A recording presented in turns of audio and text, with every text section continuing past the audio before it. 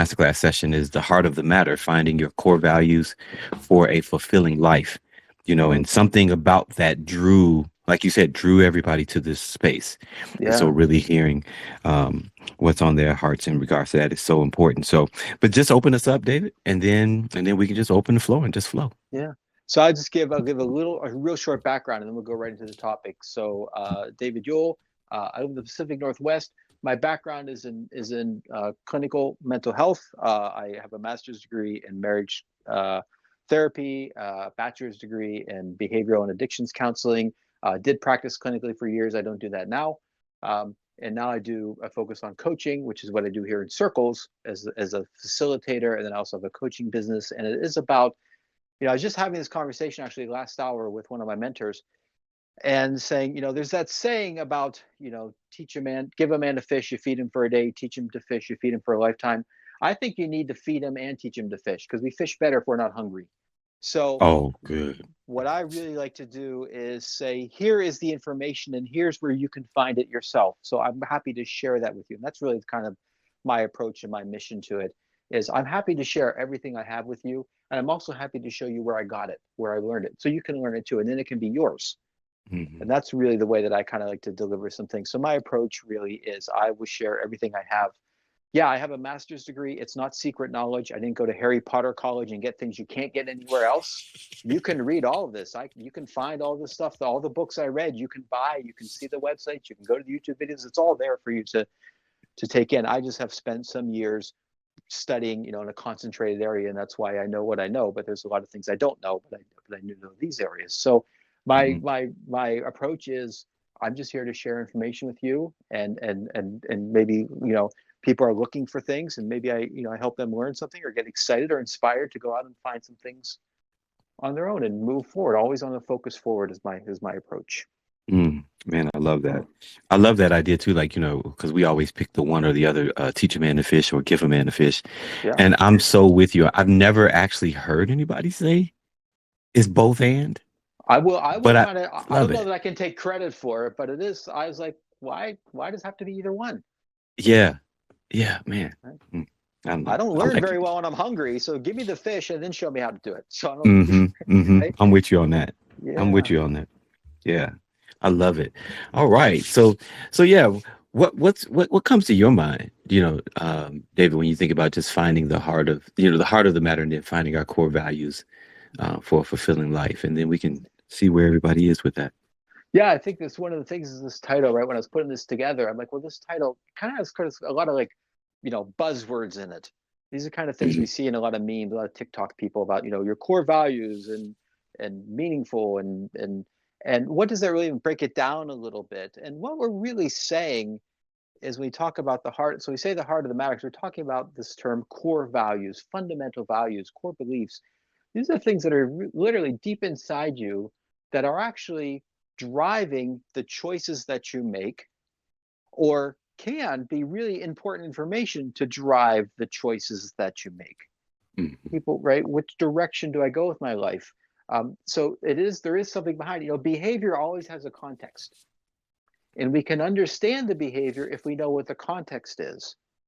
Mhm. And when we feel, if we step into for a moment into the field of humanistic psychology, people like Abraham Maslow, a lot of people have heard of Maslow's hierarchy of needs, or Carl Rogers, who really pioneered the idea of person-centered therapy, uh, that a person's behavior is is actually expressing some value that they have. So if we're talking about Mhm. ourselves, we're talking about our own behavior and expressing ourselves through our behavior. And if we have a behavior that we don't understand why we do, we might be feeling like we're out of sync with our own values. And that helps us get realigned. And if we understand what our values are, we can intentionally incorporate them into our decisions. And then our life feels, again, from the humanistic perspective, now it feels meaningful, right? Mhm. Life feels meaningful to me when I'm doing things that have value to me. Wow. We talk That's about good. Sometimes we talk about congruency, and what I talk about is, do my head and my heart line up? Do my decisions line up with what my heart tells me is the right thing to do? Or am I kind of actually working against myself in a way? Am I making choices that don't really sit very well with me, but I tell myself I should do it, but it just doesn't feel right inside? This intuition, we call that sometimes. When we Hmm. talk about this, the heart, we're saying really no, the onus is on the individual to know your heart. We've heard this saying, to thy own self be true. To know your heart and what is in your heart and who do you want to show up as? Who is the authentic you? Wow. There's that word again, authentic. I do Yeah. a lot of talk around just authenticity and really trying to tap into that essence of ourself, the heart self, the core self. I think some Mm-hmm. people here, Saeed says the core self, Mm-hmm. and I love that, term. Just that piece. You said something, you said, life feels meaningful to me when I'm doing something or when I'm doing things that have value or when I'm Right. doing things from my value. That Mm-hmm. just right there. And I want everybody kind of just to really reflect on that because we can look at just the woes of life, right? And everything that's happening to us and just finding ourselves kind of, what would you call it, consumed in that, and even feeling like my life isn't, I'm not fulfilled. I'm not feeling fulfillment, but that life feels meaningful to me when I'm doing things basically that's in line with my values. Wow. I Yeah. see Linda said over in the chat, when you're in flow. Did you guys know that that flow state is actually literally a research-based state of being? Mm, We mm. think of the word flow as almost, so it has kind of a catchphrase, kind of pop psychology. Yeah. Yeah. Actually, there's is a Russian psychologist. I always get his name. His name is something like Csikszentmihalyi is his name. It's this crazy name. Um, but he actually has done research, and the flow state is an actual researchable, scientific, measurable state of being. But Oh, Linda's that's awesome. exactly right. When you're just like, I am in the right place, doing the right thing, and it just in that state of flow, right? And if you know that, this is what exactly what we're talking about. If you know the things that have value to you, you then intentionally put yourself in those places. And life has this sense of flow and meaning and value to you. Mm. That makes sense too. That makes sense. And because I've just been even thinking about just my own life the last several years and even, doing my own practice and all of these other things since about 2019. And I was saying to some of the members of circles, you all have heard me say too, it's like, certain things have not aligned, maybe financially the way that they used to be when I had my job, but me overall as a person feel better than I've ever felt in my life. I feel that I'm doing, and for the most part, I kind of lucked out a little bit because I've always kind of been doing some of what I've wanted to do and what I feel is my purpose or what is comes from Uh-huh. my values. But I'm seeing that it's aligning more and more each day, and it's helping me to navigate the difficult times of life. Those things that I can't control. We want to be in control, but Can I ask you about that? yeah, please. I love what you just said. It's helping me when things are difficult, because Hmm. our values are like signposts, or I call them lighthouses. Mm-hmm. What does a lighthouse do on the water? If you've ever lived in the ocean, right? You know this. What the lighthouse does, it keeps the ships out of the dangerous territory, gives them a direction. That's Is what that our what the value. lighthouse is for? That's what the lighthouse is for. So you know where to point the ship, so you don't get crashed on the rocks. I Yep. never knew that, David. Don't tell Ah, nobody though. Don't I tell won't. I won't. anybody. I won't. That's just between you and me, dude. Yeah, yeah. I didn't do good in English. So no, no. So so or maybe another way, right? It's a North Star, right? It's a compass. That's what Yeah, our values yeah. are. It's like it gives us a sense of direction. This is what we talk about. I can intentionally use them to guide my actions to keep me on the path I want to be on. Oh man, that's good. So that's what this is. All I said was a fancy way of what you just said, by the way. Yeah, and The that's same good. It thing. just Yeah. resonates. It resonates with my heart. I love it. I love it. Mm, Mm. mm. I you know what? That's it exactly right there, man. It resonates with my heart. Inside, I don't know how to, other than I get a little zing inside when I know I'm in the right place doing the right thing. You just feel it. You feel a vibration, Hmm. Hmm. right? Yeah. You really feel the call, what a cosmic vibration, intuition, spirit, whatever those words are for you. But you know it. You have a physical, visceral feeling of this is the right place for me. This is what I'm supposed to be doing. Wow. All right, y'all. Is this resonating? Anything coming up for you all as we're kind of diving in this and talk to us. Let us know what's happening, what's coming to your hearts, what's coming up for you, what thoughts are you all having. And like David said, he wants to flow organically. So what comes up for you, throw your hands up, throw your hands up, and then we can we get you in there. Get you in here. Oh, and remember, just real quick before I take your name, Kelly, I see your hand up. Remember, guys, the master class sessions are recorded.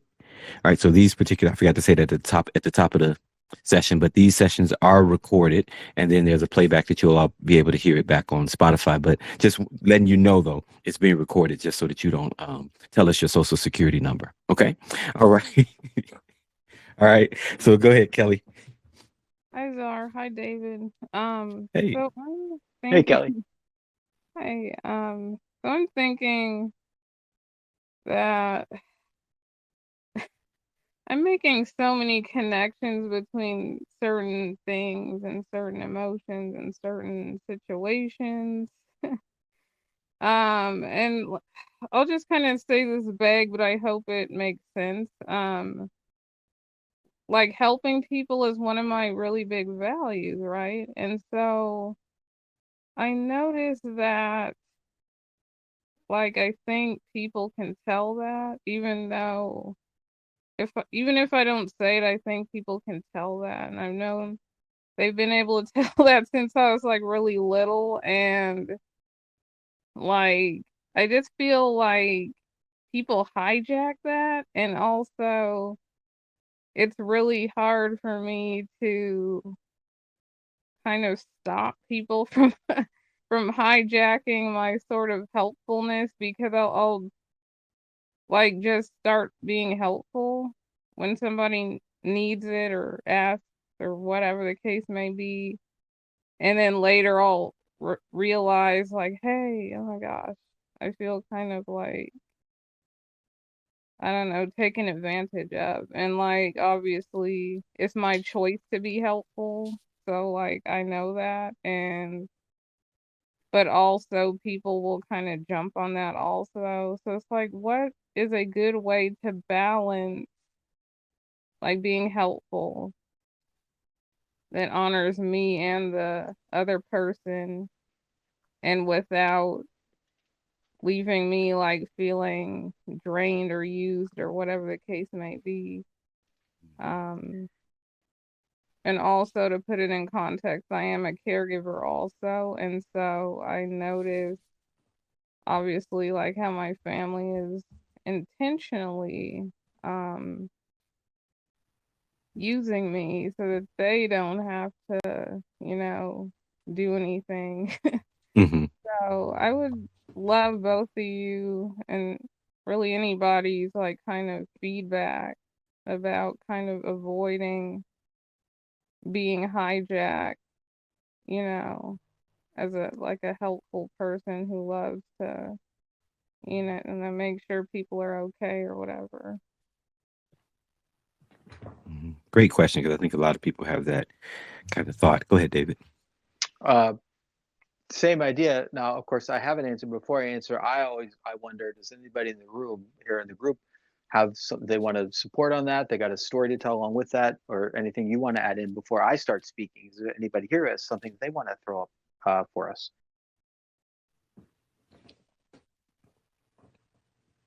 Nope, they're all quiet. They're all in meditation. That's Yeah.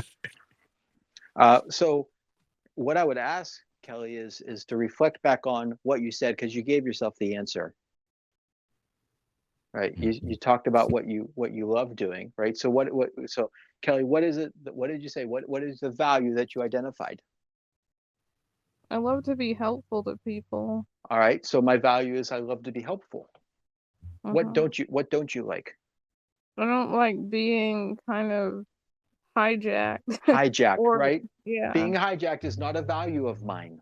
yeah, So when you ask the question, how do you delineate between the two? I can't do that for you, but you can. yeah, You know where the line is. You know where it crosses over from now they're taking advantage of me being helpful. yeah, This in some ways falls a little bit underneath sort of the boundaries kind of a conversation, but yeah, you looking at that and saying, you know what, I know when I'm being helpful and I know when it's too much. Hmm. But it sounds like you also might have if we look at the behavior, is I don't actually maybe assert myself in those moments. I kind of go towards the people pleasing. Exactly. So somehow I've adopted this value that making other people happy above my own wellness is important to me. And that's a place where you go, that doesn't really line up with me because it doesn't sit well. It doesn't, right? My head doesn't line up with my heart. My heart does not believe in paying somebody else's rent but not paying my own. Uh-huh. But I do that. My head tells me to do that. I'm not lined up with my value. Mm-hmm. I know, Zara, I know sometimes you talk with folks about worth and self-worth, right? Mm-hmm. Does this kind of resonate with almost this, what is my value, what is my worth kind of conversation? Yep, it directly aligns with it, and even how you was mentioning that we see oftentimes when we're asking the question, we're actually giving the answer, too, in the midst of that. And I love how you just kind of, and Kelly, I hope you see that too, where he was showing, where he's saying, here's my value. Don't lose your value. All right, because I see people will take that idea of, and that would be to not speak to your worth and authenticity. If I threw my value away just because people violate different things, then now I'm not being myself. I'm being pressured by what the world is trying to give to me or how they're responding. Here's the thing. So I'm keeping my value, but I also know, like he's saying, I know when I'm being taken advantage of or when it's not being, you know, it's not being brought into that honor that's necessarily there. So now what do I have to do in the midst of that? And he brought out the whole, potentially maybe I need to just be a little more assertive here. Assertive, because you also asked in the question of still be respectful, right? Mm-hmm. So assertiveness is the ability to step up for yourself or stand up for yourself, however you kind of see that, or to advocate for yourself or to say what you want and what you need while at the same time respecting other people. And so, another way to say that, while at the same time honoring their worth and recognizing who they are, So in some senses, really looking at what did you pull away from as what do you need to do in this? That's the question we want to ask ourselves, right? When I see myself having a behavior that doesn't sit right with me, that's the flag that says I must be out of congruence with what my value is here. What is my value, and how do I work myself back? How do I realign myself, right? Where the lighthouse or the signpost, right? The North Star following the compass. How do I get myself back on track so I'm engaging in behaviors? So every day my behaviors are aligned with my values. And it gets a little bit complex, as you said, because as Kelly noted, right? I believe in helping people. I also believe in respecting people and honoring who they are. Those are also values of hers. So her Mm-hmm. question really is, how do I do that, but not let myself get taken advantage of? Yeah. Mm-hmm. How do I be my best self? Who, and by the way, my best self is not a person that gets taken advantage of. Yeah. Right. But here's a crazy thing about it is like being helpful, I realized is like really kind of tied to my self-worth. Like I don't like I feel Well, worthless if I'm not even being helpful, you well, know? well, yeah, So, but here's the thing. Here's the thing. It's not a matter of not being helpful anymore. uh-huh. See, oftentimes our response to these things is we'll just stop doing it. Yeah. No, that's not, that's our hurt often or our wounding that'll say, oh, well, then just don't do it. Or we'll say, oh, just cut these people off or just, no, what we have to learn, the part that we have to learn then is how do I be assertive and how do I actually take the steps that I need to take where I'm still doing my helpfulness where it's necessary, where it's needed, where it's still a value of who, coming from who I am. So the question is not so much should I, do I have to stop being helpful? Yeah. It's how do I learn to be assertive in this? What works for me in terms of actually being assertive? Where's my no when I need a no? Mm-hmm. Does that make sense? Yes, this makes perfect sense. Thank you. Really good question, Kelly, and very, very Yeah. brave and insightful for you to be able to ask a question like that too, to know that about yourself. You have all the information you need. You have the puzzle pieces. It's the work is getting in touch with yourself and figuring out how you're going to put them together. Hmm. Great, Okay, thanks so great. much. Yeah. Yeah, thank you. Oh, that was a great start. That's a great question. Man, that question is powerful. Yeah. Go ahead, Robin. So you've already answered the question, but I'm going to tell you after you, Kelly, thank you. So what I understood you all saying is, both David and Czar, as people pleasers, sometimes we just don't feel comfortable enough to, with love, go back and say, especially if it's family members or things like that, to say, if they're taking advantage of us or something, to just really assert ourselves in a loving and kind way. And that's what's so hard for people pleasers, right? It's so hard. And so basically you're saying we should say, I'm feeling that I'm not getting supportive and I'm just trying to help here and I could really use your help. What do you think about that? That's the thought that came in after you guys answered my question. Is that what you're meaning by being assertive and really getting, because you got it, that's the first step, is like having that comeback instead of, being brave enough to maybe have that loved one come back and say, judge you or take even more advantage or point out your misgivings, because that's what happens when I try to assert. And I will be the first to say, maybe my assertiveness comes off very strong, but it's usually from hurt, and I try to calm myself down, and then it comes into this attack. So I just want to say, you highlighted exactly what I'm trying to do. I've been trying to do, and I'm going to keep doing it. It's finding that sweet spot to be able to, express yourself in and not let whatever comes back derail you from your assertiveness. I'm just going to take my hand. I think that's what I want to say. Robin, as you were speaking, all these words, it was like watching a screen. All these words kept lighting up in my head. All these places where you were naming values of yours. Assertive, loving, right? These are all values that you have. And so you're feeling a discrepancy because you're saying, I'm engaging in a behavior that goes against these things that I really value. I assert myself, but maybe I'm not being loving. Maybe I'm too harsh, or I can't remember exactly the word you used, right? Yeah. So you're saying I'm acting in a way that's not in accordance with who I want to be. Maybe so a little bit of a B, the B so word. It's right. Because I'm hurt. I don't intend for it to come out that way, but I'm hurt. So when we're getting in touch with our value, love that statement. This is what I don't intend. What do you intend? I intend to be loving or kind or patient or empathetic. Or feel supported or feel supported. Well, no, that's what you want. Oh, I see.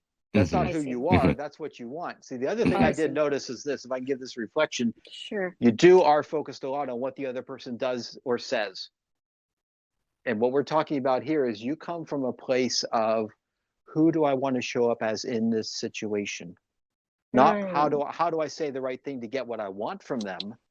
How do I want to show up? They are disrespecting me. How do I want to show up as a person who's being disrespected? Do I want to fight, punch him in the nose?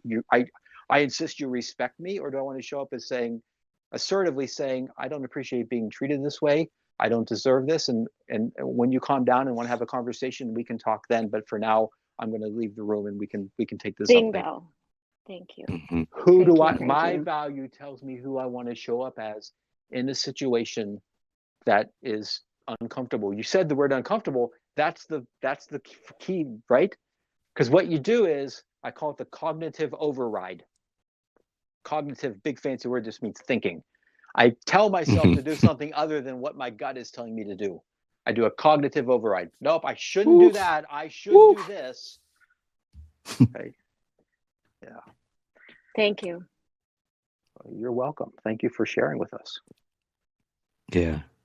Oh man, just highlighting that we do often go to them and what we want from them. Do you all and did you all see that distinction, that clear distinction?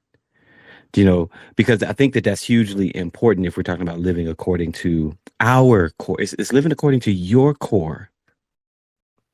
All right. And again, we're never going to be able to really control all of the outcome of things. If you value peace, then peace has to be what you bring to the table. You will never be able to control whether other people bring that to you. But you can always kind of be in control of, this is what I'm coming in.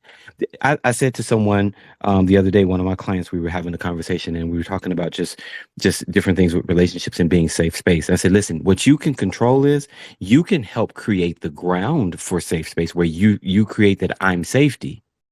But I can't make the other person accept that. I can't make the other person, I can't fix their insecurity. I can only lay out the plate. Because that's my value. I value being a space where people can come to and share their hearts and whatever. So I can do everything within my power to live in alignment with that, to have the behaviors of that, and what I want them to receive it. But unfortunately, that's their things that have to come from their values and behaviors aligning. So I just think that was important to highlight. Thanks. Wow. Mm-hmm. No, that is exactly it. Who do I want to be in this situation? That comes from my values. Mm-hmm. And that takes a lot of the sting, because what we're talking about is, as you mentioned, Zari, especially situations we can't control, which is probably about 99.99% of my life is outside of my control. Right? We were talking about the snow this morning, right? That I had here. And I enjoyed it, but I know there was a lot of people who probably didn't, but still had to deal with it. It's outside of their control. Who do I want to show up as in that environment that is outside of my control? And it doesn't mean that a situation that you don't like is suddenly going to become likable to you. It means, though, that you're taking away a lot of the sting of it by focusing on what you can control, which is essentially my attitude and my how I position myself to handle this situation. A few years ago, I was traveling and I was in Dallas. And I got bumped on my flight. So I went over to the counter to see what they could do about maybe setting me up with something nice. And so the guy's like, oh, okay, I'll get you on this flight. Okay, we'll get you on this flight for later for 4:00. And I said, well, hold on. I said, is that first class? I said, because I have a first class ticket. He said, oh, he goes, well, you didn't tell me you want first class. I said, well, why would I not ask for a first class ticket if that's what I paid for? He goes, he goes, I can't get your flight, man. He goes, it's gone. And I thought, and I remember I stopped for a second. I thought, all right. And I looked around and I thought, I can respond with kindness or I can go viral on TikTok. Which one are we going to do? Because if I go viral, if I go off on this guy, everybody's going to whip their phone out and start filming me. And I'm like, you know what? We're going to be kind. I'm going to respond from kindness. And I responded from kindness. And because I said to him, I said, man, I don't appreciate you talking to me that way. I'm not giving you a hard time. I understand you're here all day. People are asking you to do things that you probably can't do. I got a real situation. I'm just asking you what you can do to help me out. I didn't ask you to take away my first class ticket, but you did. And now here we are. And I just don't appreciate you, telling me I didn't ask for the right thing. And he said, I'm sorry, Mr. David. I snapped on you. That was not right. Maybe I need to take a break. I said, yeah, why don't you take a break? Go have a smoke, have a sandwich, call your girlfriend, just kind of relax, and we'll get this figured out. He's like, oh, I'm sorry, man. He shook my hand and we walked away. And then I called customer service, got everything taken care of. But in that moment, I had that choice. Who do I want to be in the space? This is outside of my control. My ticket is gone. My flight is gone. I can go off on this guy. I have that option.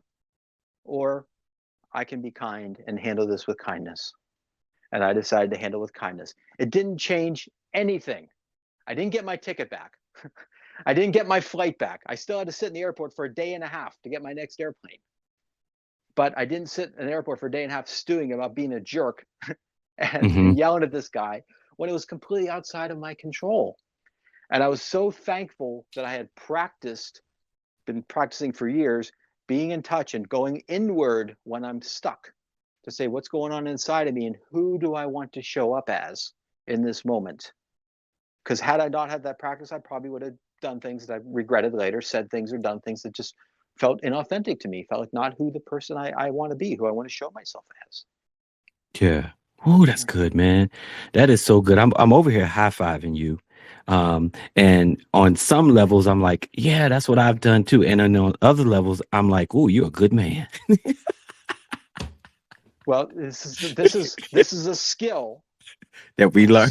and Yeah, skills require practice. it's required, and that part is what I want to point out too. Is that because everybody says, "Oh, how am I supposed to?" It's like, well, this becomes a practice life when you Yeah. live this way, and you choose to live this way in every moment, or as many moments as you can bring to your consciousness. Then, when the big situations do come up, you're able to draw from your well. You're able to 100%. draw from within you. So yeah, man. And I would imagine too that in that, because what I'm hearing you say in that too was you had to put your ego aside for a second. Exactly. But it's really easy to do when I go, ego is not my value. Kindness is my value. Yes. Kindness is, I'm not trying to show up like I'm Mr. First Class. I'm not, I am not that guy at all. Mm-hmm. At all. Mm-hmm. It's, but kindness right away. And I still remember, this was years ago. That word kindness I remember staying at the counter, looking to my right, seeing a bunch of people going through this Dallas airport, bunch of people going through the airport. And the word kindness flashed in front of me. And I was like, that's what we're doing. That's our direction here. Kindness. That's what we do. Wow. Just be kind, and we'll get through this. It's going to be okay. You'll figure it out. Mm-hmm. It's going to end up where it ends up. If you go through it acting like a jerk, or you go through it being kind, you're going to end up in the same place. Mm-hmm. But you're going to feel a lot better. This is how I talk to myself, right? I call it my coach voice. Mm-hmm. Now, David, you'll feel a lot better if you. I'm like, you're right, coach. Thank you. So Yeah. that's the skill. That's the skills practice. I've said several times before, with things with people, it's like it's interesting now how. So one of my values is love, and what I believe love, and I'm not just talking about like a feeling, but just my understanding of love, my consciousness of love. And I said a few weeks ago, I think in one of the master classes or in one of the rooms I was in, and I said, do you all know that honestly, honest to God, the first thing that comes up for me now when I'm in situations is what's the loving thing to do? Now sometimes I listen to it and sometimes I don't. Mm-hmm. But it's one of the first things that comes up. And it's because this has been my practice. It has been my language. It is what I'm engulfed in. It is what I sense as my most authentic self and what is my core. But I'm also, just like everybody else in the world, we're trained in or conditioned in what looks like how you're supposed to fit in this world. Wow. And so we don't just necessarily overnight do whatever. We practice this on a day-to-day basis. We practice bringing this into our life, not just having the information, but actually living it. We are there. And the other part of that too is we are born into fight or flight. There's no skill involved with being scared or being angry. That comes with the meal. It's like grits when you eat in the South. It just comes with the meal. You don't order it. It just shows up with the meal. Or, I'm Italian. I go to my grandmother's house. You got wine with the meal, whether you wanted it or not. It just showed up in front of you. So there's no skill. What I say is we are made to be afraid. Wow. Because it keeps us alive. That's why our system is built that way. We have a warning system. This is dangerous. Get away from it. The skill is how to look at something other than being afraid, how to look at what don't I want. The skill is looking away from that to what I do want, who I want to be. I hope y'all taking this in because this is good. This is good to me, bro. I don't know. This is good. High-fiving you right back. High-fiving you right back. Go ahead, Cheryl Ann. We see your hand. I know it's been up for a minute and your arm getting tired and you holding it up with your other hand. So go ahead. Y'all made me forget what I wanted to say. Your interesting topics. Oh my goodness. Let's see if I can get back there. I think it was pertaining to what Kelly, it came up through what Kelly said. And I do remember, I noticed that for many years, whenever I took vacation and stayed with family or went to someone's house for lunch or whatever, I noticed that I took it on myself to want to do a lot of cleaning up. Felt like it was an obligation. Deep down inside, though, I felt sorry for the person for having to do it. Usually it seemed like one person was doing the bulk of the work. And I felt like it was my obligation to help that person. even though and even at times I would do even more, keep up with the dishes more than I would do at home, and tire myself out. Um, I just, and I don't know why I felt that way. I felt like I had to earn my stay, Mm. you know. Charlene, is that a feeling or is that a thought? What's the difference? Thank you for asking. Here's David's rule. David's rule is feelings can be described with one word. If it's not one word, it's probably a story about how you feel. So you thought, I need to earn my keep. What did you feel?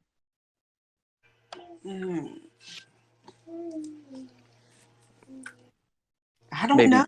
Maybe guilty, maybe some other feeling that turned into a thought of, I need to earn my keep. They shouldn't be doing. I'm undeserving of somebody paying this much attention to me, or they shouldn't have to do it all themselves. I feel guilty just sitting here while they do everything. I feel guilt, and I think I have to earn my keep.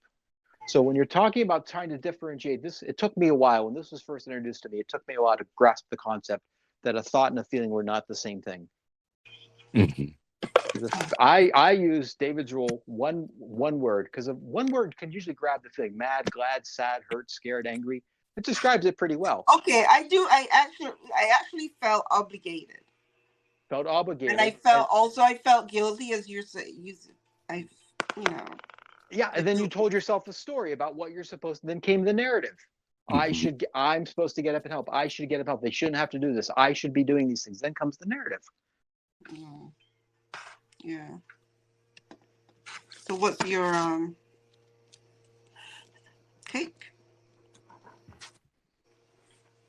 You should just go to their house and take a nap on the couch and make them do everything. Okay, no. I agree. Really, but Shirley, you identified your value. Your value is helpful. Yeah. And then there's these other feelings that aren't necessarily values that trigger thoughts that lead to behaviors that then don't align with so the isn't value helpful and thoughtfulness? No, that sounds really nice. That's a really beautiful combination. Helpful and thoughtful. That's a nice combination of values. Yeah. Because I tend to think ahead. I don't know if I put people in my situation. I know if I'm having guests from out of town, I clean up, and it's a whole lot of work. So when I'm at someone, I see that their place is well put together, I say, oh, probably the same thing happened. So I try to keep it up, keep the place clean. And when I'm leaving, I try to clean up also and leave it the same way it was when I came. Now you're doing that because you have decided in your mind that this is what they want me to do, or this is what I'm supposed to do. You think so? Let me ask you this. Let me point it this way. In that situation, what would a helpful, thoughtful person do? What action might a helpful, thoughtful person do in that situation? I thought that's what they would have done. Well, that sounds like a helpful mind reader. Right. What would a helpful, thoughtful person do? What do you think? What a helpful, thoughtful person might do? The thoughtfulness in my reading is fairly similar. It's fairly close. Here's what I'm thinking. Can I offer what? Okay, I was yeah, gonna say. No, go ahead, sorry. Go ahead, man. Go ahead, man. My, as a thoughtful person, I would ask. I would actually ask them if exactly. Yep. Hey, is it one? First of all, this is your house, and so taking that into consideration, is it okay if I help, or would you like me to help, or just kind of ask, because that way that is thoughtfulness to even present. Hey, is there something I can help you with? And acknowledging that I know you went through all of this for me to be here, and blah blah blah blah blah. Can I help you? Versus just thinking for them. But then you'll have some people that will say, "You see, that's not your. Why didn't you do it?" But that's not your responsibility at the end of the day. Like if I present to you and I ask you, I'm hoping you're going to give me the truth. And so in the way I'm coming with asking it is saying, hey, I'm acknowledging that I know you've gone through a lot, or that you've potentially gone through a lot to get your house together. I know what it's like for me to be doing that. Is there something I can help you with? Or is it okay if I, take out your trash? Is it okay if I XYZ? Or I see that the trash needs to be taken out. Is it okay if I take it out? Or where, you know what I'm saying? So like to relate. How about that? Or just a matter of saying it. Yeah, to actually relate with them one to one, not just relate with them mentally in my mind. Yeah. There's a second piece of that too, Zar, which is I might do something thinking I'm being helpful that really hurts the person's feelings. That's true. Mhm. Now it happens a lot. We think, here's what I've learned over the years about being helpful. There's a couple ways it can go really sideways. One is you try to help the person who doesn't want help, or you help in the way you want to help them, not the way they're asking to be helped. Oh, yeah. Yeah. Because then you're not doing it for them, you're doing it for yourself. Yeah. I get that a lot. So the thoughtful, so your two really awesome, right, values of being helpful and being thoughtful can be combined to say to the person, is there anything I can do? What can I do to help today? Wow, you're working so hard. Is there anything I can do to help? And maybe they say, no, I love to, I go to my daughter's house for dinner. She does it up, man. She does it right? She's an Italian girl. She knows what to do, right? So I say, babe, I said, your work. I said, you got all this. I said, is there anything I can do to help? She's just like her grandmother, her great grandmother. No, I got it. I'm like, okay, I'll stay out the way then. I'll be helpful by staying out of the way and enjoying the meal when it comes time to eat. Oh. Yeah. Yeah. Yeah. You're right. Thank you for that. And you're so right too, like Dave, like you said, because some things could be offensive to me. I know when I was traveling overseas, and it was things that I was trying to do for the homes, some of the places that was hosting us. Oh, it was offensive if I was to pick up the broom and to try to clean their home. So it's like we have to ask. We have to actually relate. And something, again, your values may not necessarily be interpreted the same way as their values are. Yeah. So makes sense. Yeah. Mm-hmm. Yeah. Thank you, guys. Wow. Well, thank you. Mm-hmm. Really? I should have met you years ago. There's a lot of energy. Yeah, I see Karen's hand. Go ahead, Karen.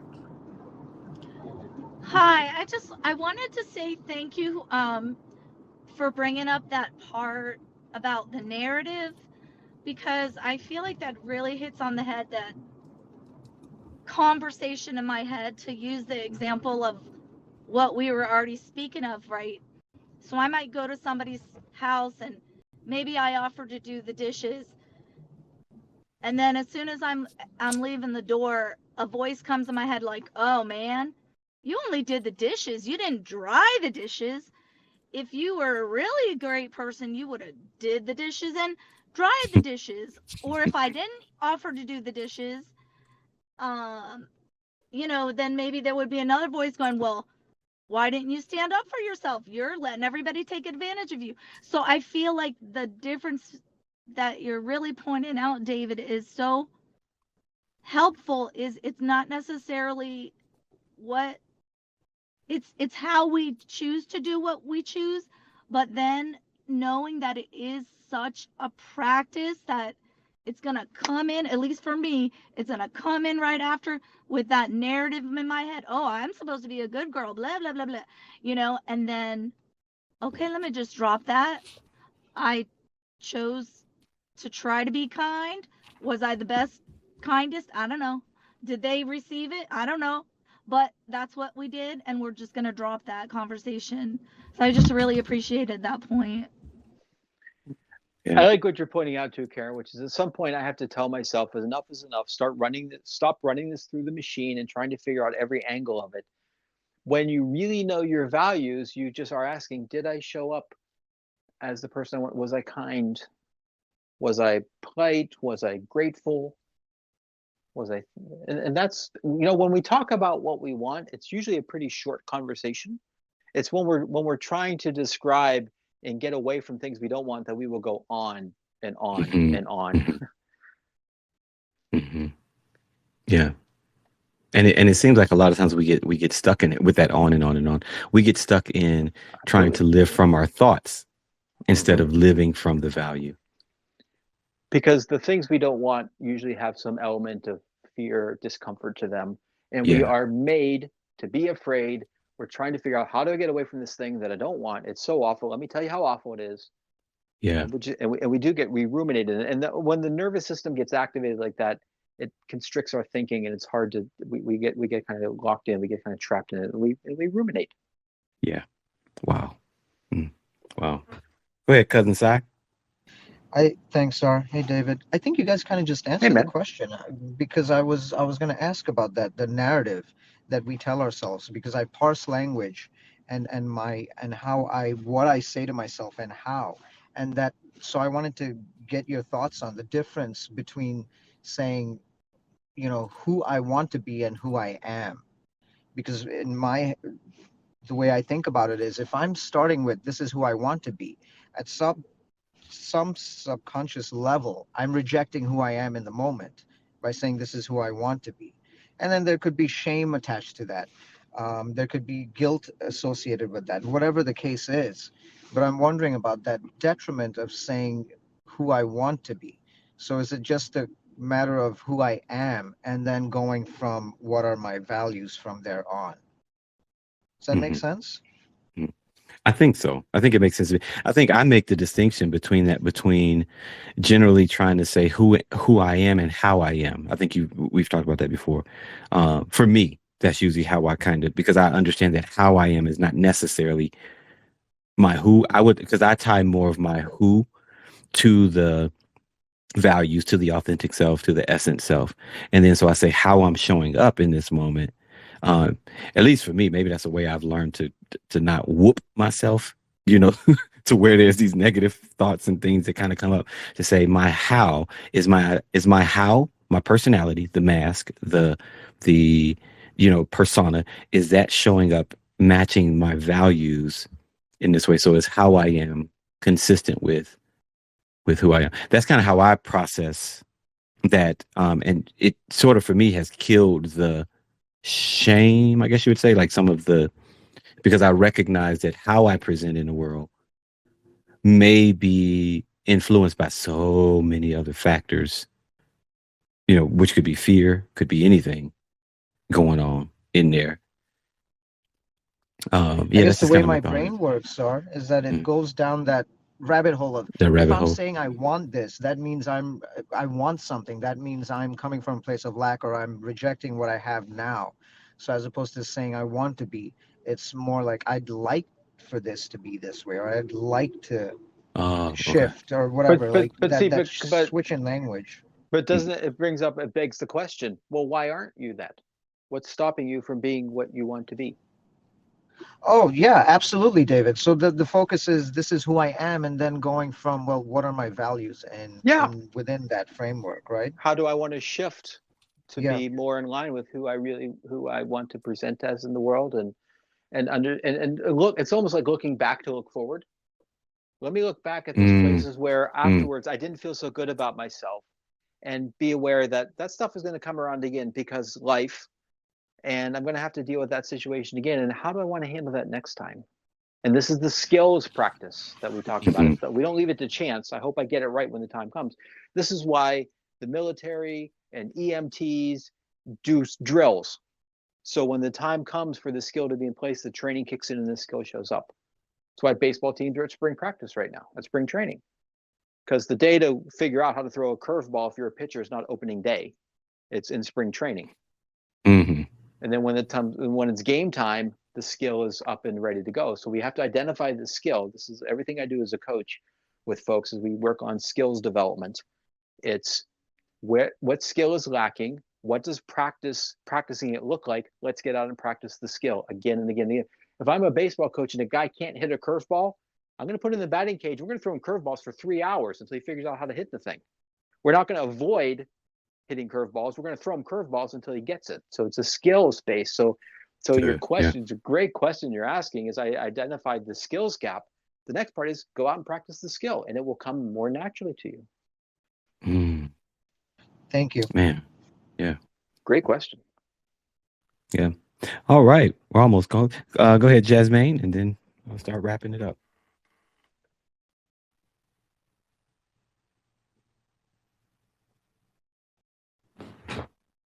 Jasmine, you might be muted.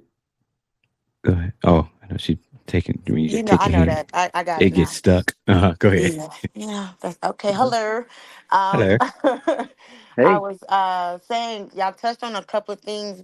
What I'm battling with right now is how to not be in, what is it, flight or whatever, and fight like I don't Fight, flight, freeze. yes, I'm Hmm. trying to, I'm losing the good part of me, I guess to say.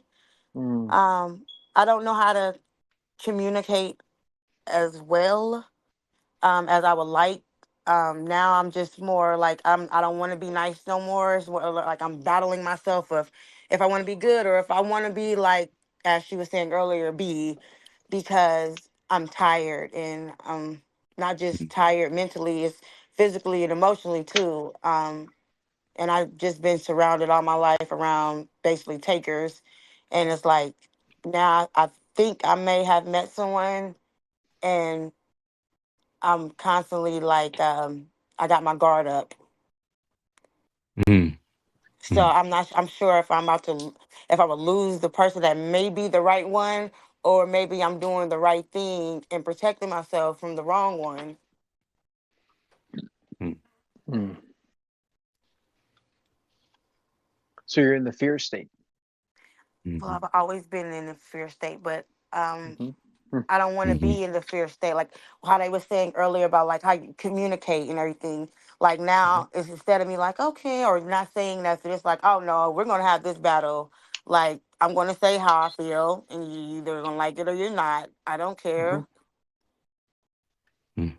And I Well, keep hearing from him on the end saying, I am a man. Um, to respect me, you don't talk to a man like that. And it's like, well, I've never really dealt with a real man, I guess, because I talk how I talk, mm-hmm. and it's very strongly. But now I'm not sure if it's.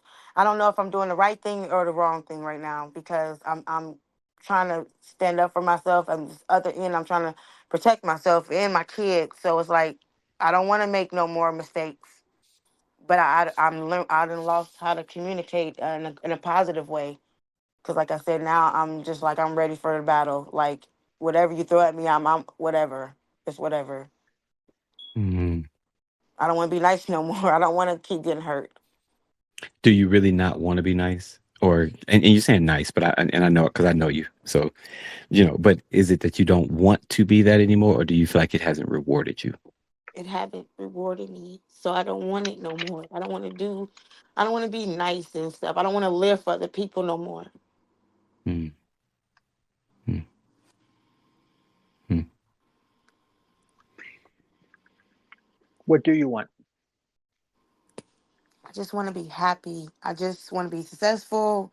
I just don't want to Mm-hmm. argue every day. I don't want to try to please everybody. I don't want to make everybody else happy, because what I've seen now is even with friends, I didn't gave my car and I didn't got on the bus and stuff. And I had her mom passed, and she had told me, her mom, like, she's not your friend and everything. And I was like, that's deep when someone's mom tell you, but you still going out your way for this person. And now it's like y'all grown, and you seeing like, she don't check on you when it's your birthday. She don't celebrate you. She had text you on your phone, but everybody else that y'all Let me grew up bring with. you. Let me bring you back into what I'm you sorry. want. No, no, no. Okay. You're good. You're good because I'm that's what glad we you. do. I'm glad you point out, Czar, because here's what she said. She said, "I want to be happy. I want to be successful," and then you went off on what you don't want, which Yeah. is what we all do until we learn the skill of not Mm-hmm. going into the fear state and spending all my time talking about what I'm afraid of and how do I avoid it, but what do I want and how do I get it? Mm-hmm. Mm-hmm. It lights up a completely different part of the brain when we become solutions focused and we become positive and hopeful. And now we're striving to achieve something as opposed to trying to run away from something that scares us. Yeah. I think I've Yeah. been running. I'm Yeah. Did you catch that though, Jasmine? What he was saying, what he's saying about how, you know, he was asking what you want and then you were saying it Right. and then went all the way into the story of what you don't, you know, the part. Right. Did you Because I'm catch so that used to piece? saying Yeah. Yeah. Right. That's why I yes. say it's practiced. That's why I say it's got to be practiced. And maybe we need these, you know, where we need the coaches, either our own internal coach voice or someone else to say, wait, let me bring you back. Let me bring you back. Let me bring you back. You know, not to disrupt what you're saying, or, well, it is to kind of Yes. interrupt it a little bit, Yes. It is but to get you interrupt. back on Yeah. track. Yeah. You Yeah. got to Hmm. intervene on your own behalf, Hmm. because your anxious mind will just run. It'll just go. It'll just take off, and it goes from one scenario to the next, to the next, to the next. Right. Yes, sir. That's true. Mm. Wow. That's just one thing, you all. And I know, Jasmine, we didn't get deep in it. But I'll talk to you. You know, but that one thing just right there, that practice, and Jasmine, thanks for actually sharing that with us. You all see that? Do you all catch that? What we tend to do and how we end up leaning on that side of things. And so we have to become, I think one of the biggest takeaways for me today in this was we have to practice it. We're not used to it. We're not used to it. We're used to going along with this. I mean, our thoughts, our minds, our situation, it brings all kind of stories to us. And we're used to just kind of, it's so ingrained. And so we're used to just flowing in that direction, you know, in the direction of that. And we miss the heart. I say sometimes, you know, we'll get stuck in the storyline and we'll miss the heart line. We'll miss that core of what is the core saying, and then what do I need to do here to kind of shift towards the core. Some of my groups right now, we are working on that, how to come out of survival mode, because a lot of us, we're living from fight, flight, freeze, and fawn. We're living from that space, which is really just supposed to be there as a mechanism to warn us, you know, like Dave said, keep us alive here and there. And we're starting to live our lives from it. And it's no shame to us all. It's we all have it. We all have kind of calibrated in that direction. And so this is learning how to calibrate in a different direction, calibrate towards my values, calibrate towards my heart, and then to live that, even if others aren't. That, you know, everybody who does this learned it. No one was born learning Good. to look away from fear. We were born to look for, as babies, when we were uncomfortable, we cried to get our needs met. We still do the same thing as adults. Everyone who learned this skill of looking away from the fear, not what am I trying to get away from, but where am I trying to go, is a skill that what some people had the good fortune of growing up in environments with caregivers who taught them this. A lot of us didn't. We read a book, we went to a therapist, we had a coach, we saw a movie, we had a buddy who was like, dude, you got to try this out. It's really helpful. Somehow somebody showed it to us, and then we practiced the skill and we developed it. So so there is no shame. If you're looking at this and this feels new to you, that's okay. It was new to me at one point too. It was new to Zara at one point. It was new to everyone at some point. No one was born with this. They were taught this. It's a behavior. All behavior is learned. Yeah. Oh, good. So and it's the sort of thing that a lot of people, when they learn it, they think, oh man, I wish I would have known this, fill in the blank. Okay, that's fine, but you got it now. And you can start right here, right now, today, putting this in place and thinking about, does this action I'm taking, this feeling I have inside that doesn't sit right with me, I must not be in touch with what's really important to me here. What is really important to me? Looking inward, what is really important with me here? And where are things kind of off? And maybe we do have to have a conversation with a friend, with a support group, with a coach or a therapist to kind of work through the weeds and get a clear definition of what's important to us, and then identifying the skill. And the one thing Jasmine said was communication. And what she's saying is, I want to be a communicator, but what she also identified was, I think I need to figure out what that skill looks like for me. It's a skill. They're called communication skills. That's great. Now you know what you're working with, and you have a sense of direction. The thing I know we're getting ready to close. I'm just so impressed with the level of insight and self-awareness that this group has. It is really, really amazing. Yeah. Yeah. That's thanks to me, David. I did all that in them. No, just we know that. We know the flock of Czar. We understand. I bow to thee. Yes, sir.